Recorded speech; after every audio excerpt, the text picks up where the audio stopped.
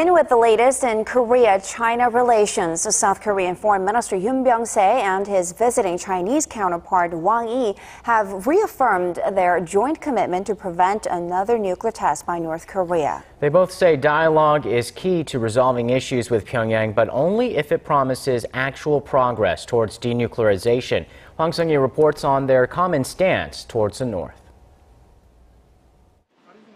Amid renewed threats of a fourth nuclear test, South Korea and China said a nuclear-armed North Korea will not be tolerated.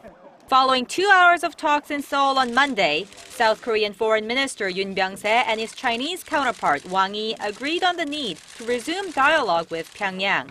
This for tangible progress in North Korea's denuclearization and to prevent further development of its nuclear capacity. Yoon said Monday's talks will send a clear message to Pyongyang.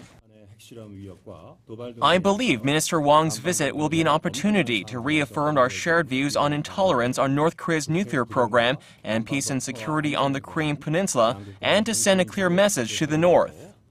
China, North Korea's closest ally, has called for a swift resumption of the long-stalled six-party denuclearization talks involving the two Koreas, China, the United States, Japan, and Russia.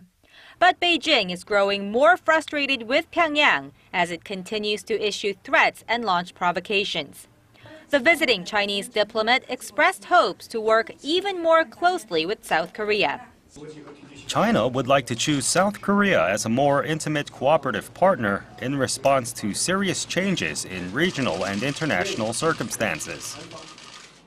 The two sides also discussed details of Chinese President Xi Jinping's state visit to South Korea, which may take place as early as next month.